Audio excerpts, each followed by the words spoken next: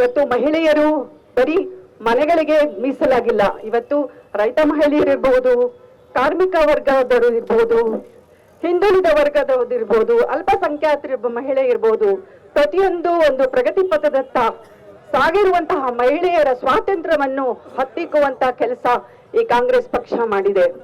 33% ಕೊಡಬೇಕಂತ 1993ರಲ್ಲಿ ನಮ್ಮ ರಾಷ್ಟ್ರೀಯ ನಾಯಕರಾದಂತಹ ದೇವೇಗೌಡ ಅಪ್ಪಾಜಿಯವರ ಕನಸು ಇವತ್ತು ಚಿತ್ರಗೊಂಡಿದೆ.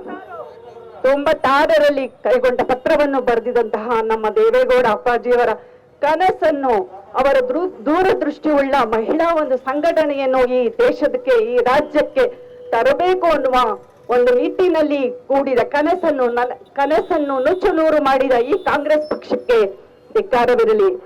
ಇವತ್ತು ಇಡೀ ಪರಿವಾರದಲ್ಲಿ ಇವತ್ತೇನೆಂದ್ರೆ ಮಹಿಳೆಯರು ಅಂತಂದ್ರೆ ರಾಜಕಾರಣಿಗಳ ಪರಿವಾರದ ಮಹಿಳೆಯರು ಅಂತ ಭಾವಿಸಲಾಗಿದೆ. ಇವತ್ತೇನು ಶೋಷಿತ ವರ್ಗದ ಮಹಿಳೆಯರನ್ನ ಮತ್ತು ರೈತ ಮಹಿಳೆಯರನ್ನ ಯಾವುದೇ ರಾಜಕೀಯದ ಬ್ಯಾಕ್ಗ್ರೌಂಡ್ ಇಲ್ಲದಂತಹ ಮಹಿಳೆಯರ ಸ್ವಾತಂತ್ರ್ಯವನ್ನ, ಅವರ ಧ್ವನಿಯನ್ನ ಹತ್ತಿಕ್ಕುವಂತಹ ಕೆಲಸ ಇವತ್ತು ಕಾಂಗ್ರೆಸ್ ಪಕ್ಷ ಮಾಡಿದೆ.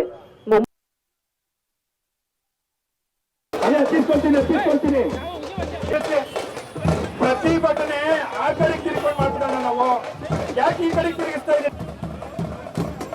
ರೌಂಡ್ ಆಮೇಲೆ ಮಾಡೋಣ ಅಣ್ಣ. ಫಸ್ಟ್ ಸಿಕ್ಕಾರ ಹೋಗೋಣ ಅಣ್ಣ. ಬನ್ನಿ ಎಲ್ಲ ದಯಮಾಡಿ.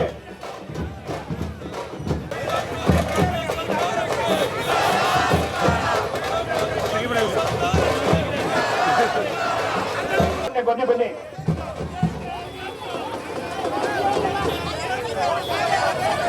ಅಣ್ಣ, ವಿಶಾಲವಾಗಿ ಅಗಲಕವಾಗಿ ನಿಂತ್ಕೊಂಡ್ರಣ್ಣ. ವಿಶಾಲವಾಗಿ ನಿಂತ್ಕೊಳ್ಳಿ. 30 ನಿಮಿಷದ ಕಾರ್ಯಕ್ರಮ ಇದು.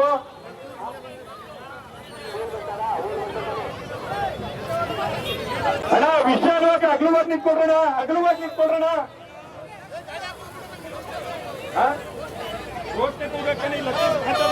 ವಿಶಾಲವಾಗಿ ಅಗಲವಾಗಿ ನಿಂತ್ಕೊಂಡ್ರಣ. 20 ನಿಮಿಷ ಪರ್ಮಿಷನ್ ಅದೇ. ಪ್ರತಿಭಟನೆ ಮಾಡಿ ಹೋಗ್ಬೇಕಾ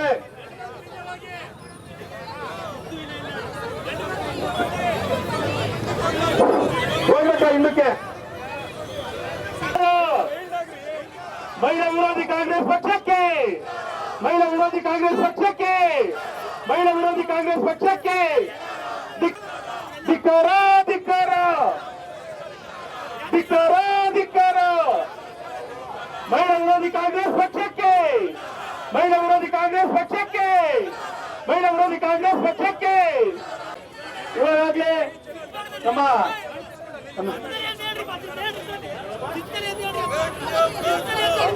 ದಯವಿಟ್ಟು ಮಹಿಳೆಯರ ಮುಂದೆ ಧಿಕ್ಕಾರ, ಧಿಕ್ಕಾರ, ಧಿಕ್ಕಾರ, ಧಿಕ್ಕಾರ, ಧಿಕ್ಕಾರ. ಕಾಂಗ್ರೆಸ್ ಪಕ್ಷಕ್ಕೆ, ಮಹಿಳಾ ವಿರೋಧಿ ಕಾಂಗ್ರೆಸ್ ಪಕ್ಷಕ್ಕೆ, ಮಹಿಳಾ ಹಕ್ಕನ್ನು ಕಿತ್ತುಕೊಂಡ ಕಾಂಗ್ರೆಸ್ ಪಕ್ಷಕ್ಕೆ, ಮಹಿಳಾ ಮೀಸಲಾತಿ ಹತ್ತಿಕ್ಕಿದ ಕಾಂಗ್ರೆಸ್ ಪಕ್ಷಕ್ಕೆ ಧಿಕ್ಕಾರ, ಧಿಕ್ಕಾರ, ಧಿಕ್ಕಾರ. ಮಾತಾಡ್ಬಿಡಿ.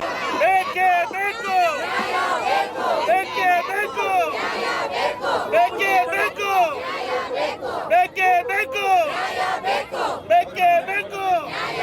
ವಿಚಾರಗಳನ್ನ ಅರ್ಪಿಸ್ತಾ ಇದ್ದೇನೆ. ಇವತ್ತು ಐತಿಹಾಸಿಕ ಒಂದು ಪ್ರತಿಭಟನೆಯಲ್ಲಿ ನಾವೆಲ್ಲರೂ ಭಾಗವಹಿಸುವಂತಹ ಸುಸಂದರ್ಭ ಇವತ್ತು ನಮಗೆ.